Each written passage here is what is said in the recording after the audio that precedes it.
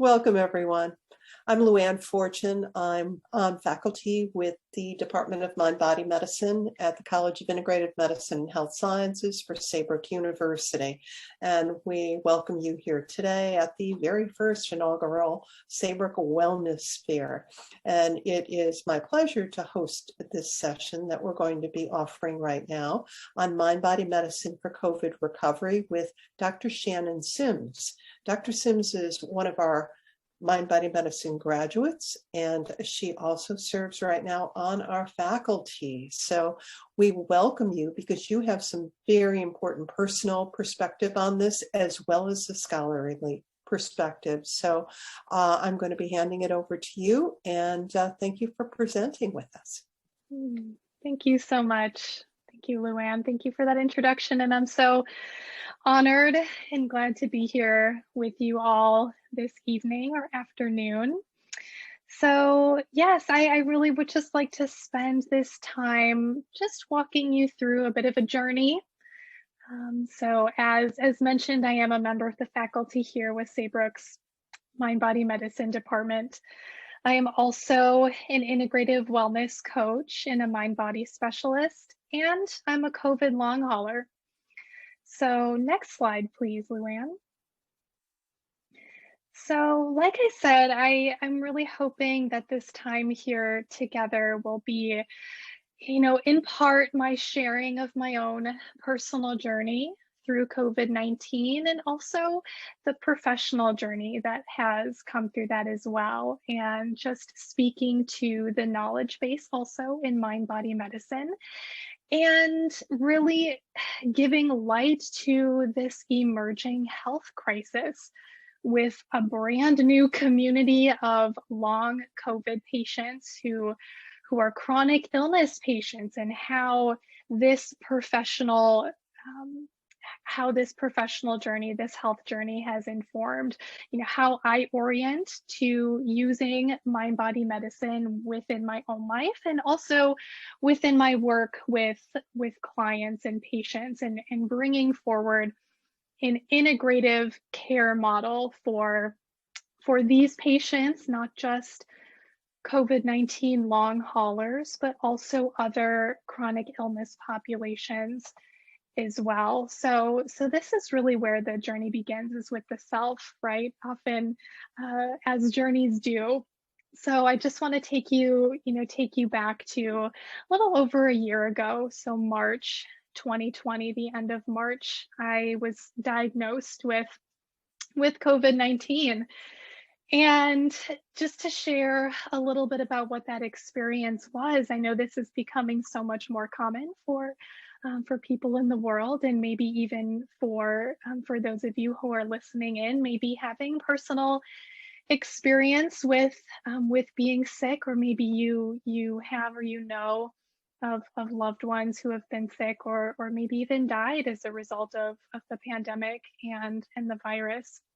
So just to speak from the very origin of this and in my own sickness, and I'm already seeing here in the chat we have other long haulers who've joined us. So this is really tapping into my heart and in a really meaningful place. So I made it through really without needing to be admitted to the hospital, and I thought I was doing okay. This is a very new situation for me. Oddly enough, I thought it was allergies to start, which is funny because I don't actually have allergies. So I learned once I lost my taste and my smell that this was something that was no longer I could be trying to pretend was allergies. So the ensuing weeks after that, or days and even weeks of feeling this virus ravaging through my body and meeting a whole slew of symptoms and issues that were coming with this, like extreme fatigue, really just extreme fatigue, and just not sure how my body was handling this. And so I saw several doctors at the time, and there's this term that some patients know as medical gaslighting. And so of course, at the very beginning of the pandemic, Doctors just did not know. None of us did. None of us knew what this was, what was going on, what was going to happen. But in many ways, I was feeling written off by the medical community, that my lab tests were coming back completely normal. I had the best lab tests that they've ever seen in some cases. I did a stress test and it came back perfect. But the months following, I just knew that this what I was feeling inside was not normal. What was happening to me was not normal.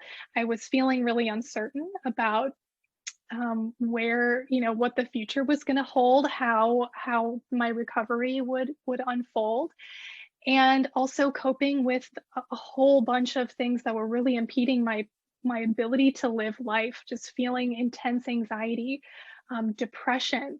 I started experiencing panic attacks for the first time in my life, and all the while, feeling very isolated, because so many people would meet me and say, "Wow, you're the first person that I know who's had COVID." I thought, yeah, well, what a thing. I'm also the first person who, I feel like I'm the only person in the world who's going through some of these things, and really feeling alone in the recovery process. And from the very beginning, from the very moment that I was diagnosed, I did not despair, because I became inspired. Even in the midst of my darkest days of feeling sick and sleeping for 14 hours a day and physically unable to get up off of the couch, physically unable to walk up the stairs, that I knew that there were things that I could be doing to support my own health, to support my healing process. And that was through the mind body medicine practices that I have come to learn as a Saybrook student, and then also as a practitioner now in the field, and feeling so grateful to have that knowledge base and to know the science that supports the health benefits and these self-healing modalities. So I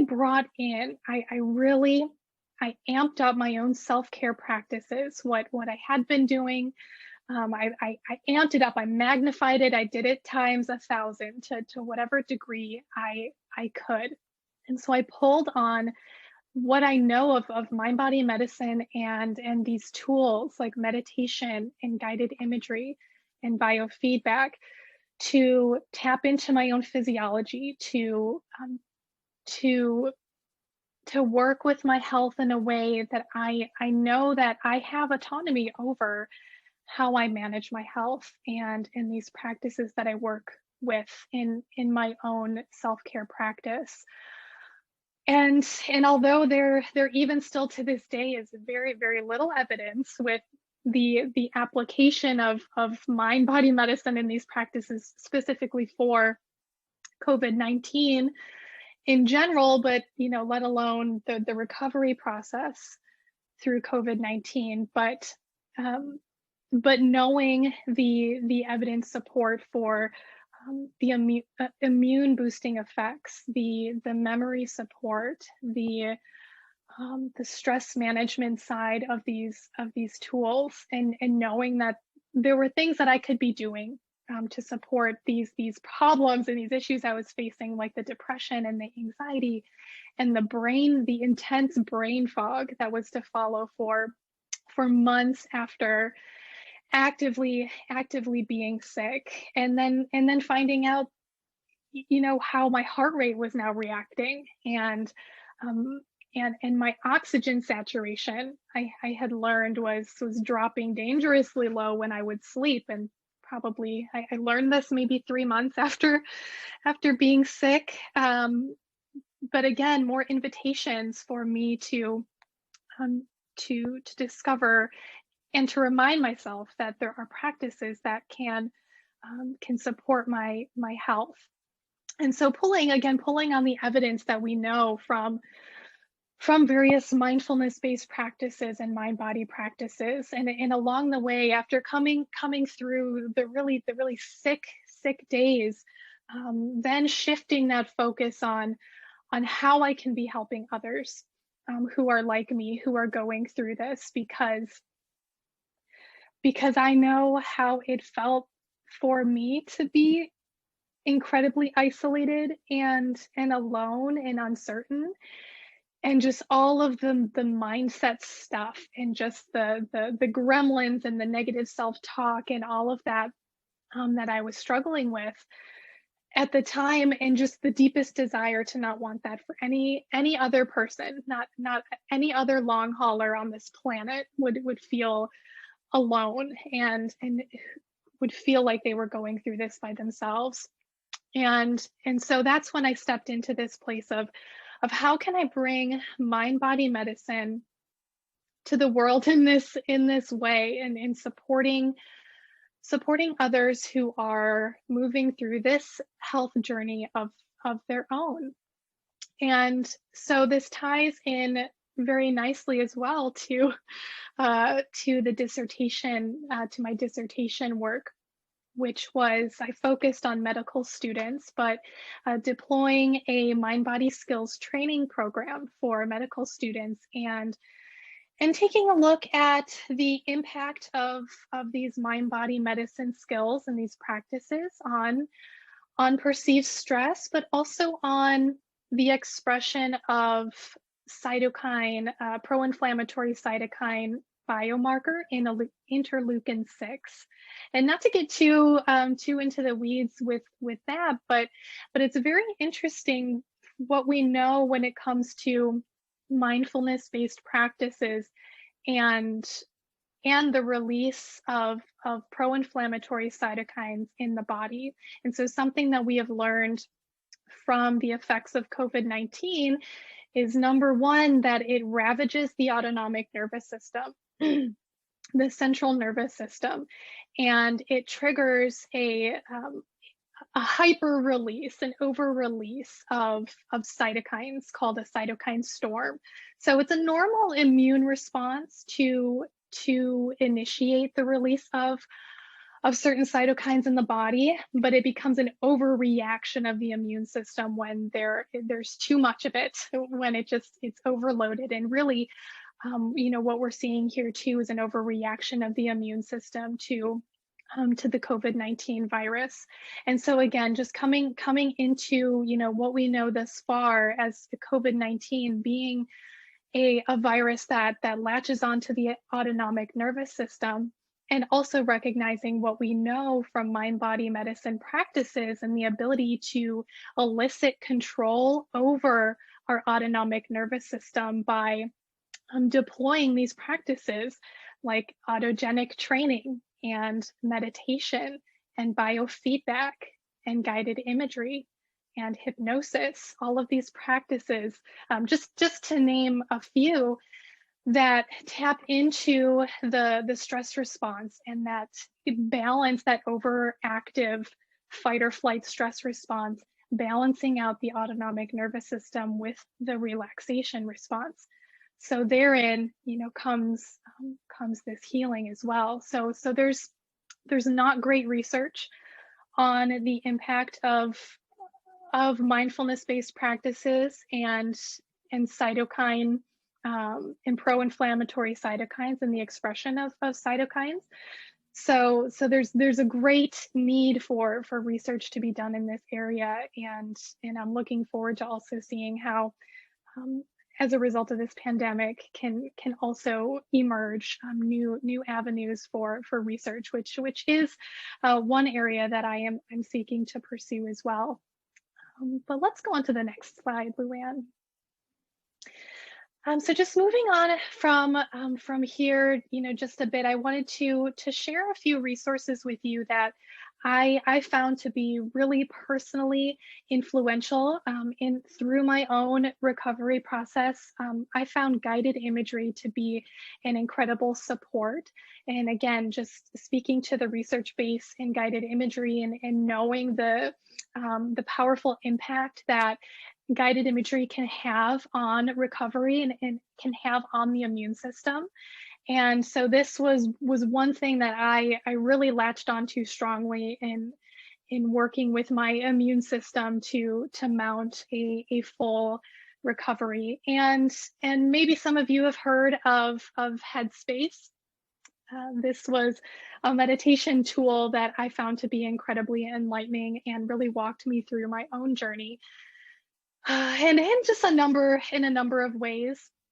But one of the third and maybe most important pillars of these resources here is the Saybrook Mindful Moments that we started hosting as a university over a year ago now, at the beginning of the pandemic. Was really something that got me through some of the toughest, darkest days of my recovery. And even to now, and beginning here on Monday, we are coming back with our regular mindful moments on Monday and Friday from 9:15 to 9:30 Pacific time. So that is still ongoing. And so I really recommend that to anyone who's listening here and interested in adding another resource into their self-care practice. So next slide, please, Luann. So out of this personal journey, again, I mentioned that I was striving to create resources for support. And one of the ways that I had done that was creating a Facebook group for COVID recovery and support. And this is still ongoing. We have a growing community of people who are recovering from COVID-19. And this is a space where we enjoy supporting each other and in hearing about each other's journeys, and also providing resources. So, this goes beyond maybe some of the traditional support groups that you might find, where we're not simply just commiserating or, just simply, hearing about the struggles and maybe hearing about successes, but also offering real tools for support and for recovery. So this is one place I really like to bring in not only just the research, but also to bring in practices like brief meditation practices and guided imagery resources and other tools that I have found or that I work with, and can be a way for people to feel that there is something that they can do to assist their recovery.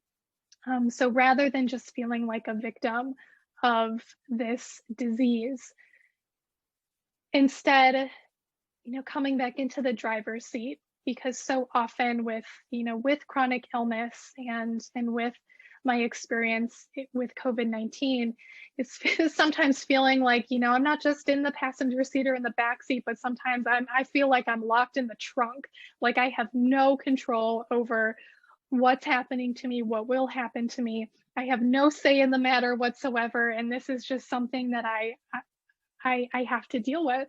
But instead, turning this into, bringing people into a place where they feel that they do have control over their health and their recovery process, and that recovery is possible. It's not just something that might happen, but it can absolutely happen. And another piece of this too, speaking to a more professional side and my focus and coming into my role as somebody who supports, through my coaching work, through my professional work in meeting people where they are and supporting chronic illness patients, supporting long haulers, long COVID patients. And one of the ways that I've been doing this is through Aila Health, which is a brand new, well, not brand new, but fairly new app that is completely free, and it is designed for chronic illness patients and for autoimmune patients to help them quantify and to track their symptoms, to expedite the diagnosis journey so that they can keep all of their medical records, their health information in one place.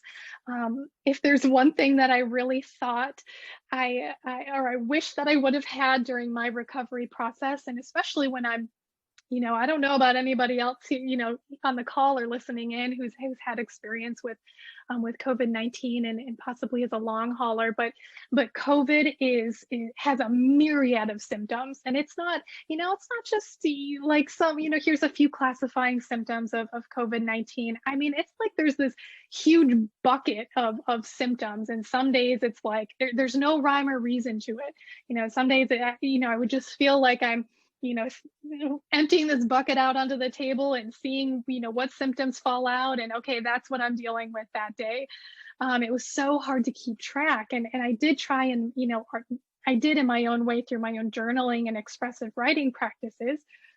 But how nice it would have been to have an app where I could really, really track my symptoms, and I could rate my symptoms and bring in the tools. A lot of us now have smartwatches. We have these devices attached to our body that track our physiology, that track our health, and to be able to bring that into one place, and also be able to take that not only for your own knowledge and information, and to see the progression of your recovery over time, but also to be able to take that into your doctors, into your physicians, and have your health information in one place is huge. So, and what we're also doing here is creating a community. We're creating a community of chronic illness patients, and connecting patients with other people who are like them, who are experiencing a similar health journey, and also connecting people with whole person care, connecting them with integrative mind body care, with coaches, with integrative physicians. So next slide, please. And if there's one message that I really want to convey, is that recovery is possible. This picture was taken last month. I hiked a literal mountain. Last year, I felt like I was climbing, that metaphorical mountain as I was overcoming COVID-19. But last month, I climbed a literal mountain. And one year ago, I could not climb up the stairs. I couldn't climb up a single flight of stairs. Last month, I climbed a mountain. Actually, to be to bring some numbers into it, I was wearing my Garmin smartwatch, and I ended up hitting my stair goal times 25. And I just think, wow, a year ago, I couldn't do one flight of stairs, let alone, hit a stair goal. So that's really the message that I want to send home strongly, is that recovery is possible. And moving to the next slide, please. Oh, let's go back actually. Sorry, Luann. I may have added in an extra slide after I sent this one to you, but for the next minute or so, I would like to just take you through a short guided practice, just a short breath meditation to just to ground into this space. And so I invite you, wherever you are, to find a comfortable position. So maybe it's in the chair that you're seated, or perhaps you're on the floor or in the bed, wherever you are. Allowing yourself just to settle in for a moment. You might allow your eyes to gently come to a close if that feels comfortable for you. Or maybe taking a soft gaze.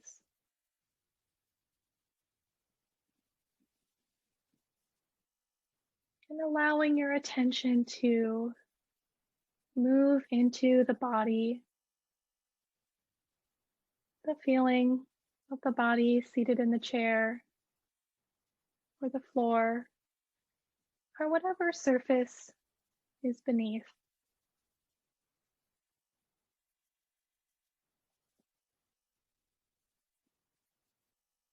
allow yourself to pay attention to the breath, engaging with the breath, not trying to change it here, but just simply feeling that movement of the breath through the body. Inhaling, feeling the chest expand, the belly rising. And as you exhale, emptying out the lungs fully and completely, and noticing how the body softens.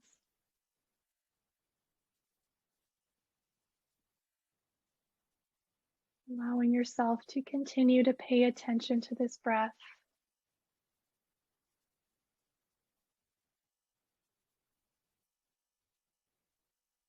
Slowly and mindfully breathing.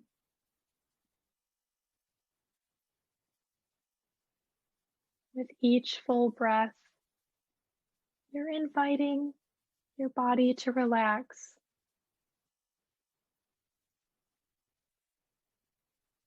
With each full breath, we are triggering our parasympathetic nervous system, our relaxation response. We're sending that signal to our body that it's time to relax. Inhaling fully and exhaling completely. We calm our stress response.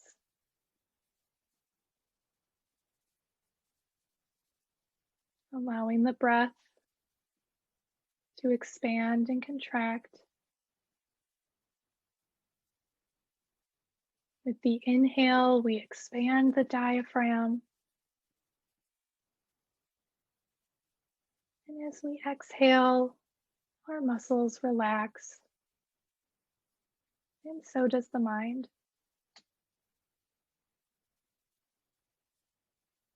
Allowing the breath to nurture the mind and the body.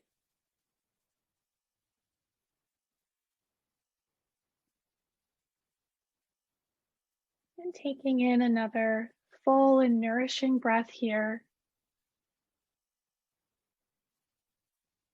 As you start to come back to that feeling of the body, those points of contact between the body and the supporting surface.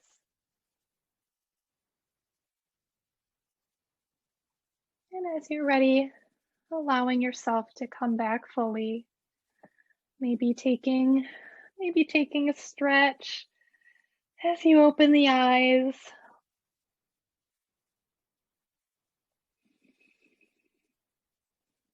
And we'll finish with the last slide. Just a few more words that I would like to just speak with regard to other areas for support and community and connection. I am hosting an upcoming webinar series with the Aila Health team.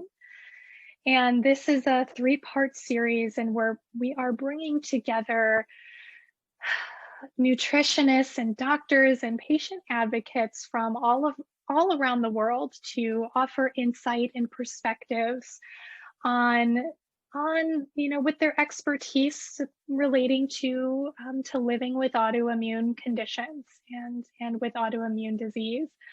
So this is for anyone who might be interested. This is a completely free webinar that we're holding, and the first part of this series is kicking off next week, Thursday, May the 13th, and we have two more webinar opportunities following after that. But right now we're actually doing a really cool, we have a really cool offer. Anyone who's interested in signing up or who does sign up for this webinar, they're eligible for 1 month of free health coaching offered by myself in case anyone is curious. But you're welcome, and I would absolutely love to have you be a part of the conversation. and to just spread awareness on invisible illness and in chronic conditions.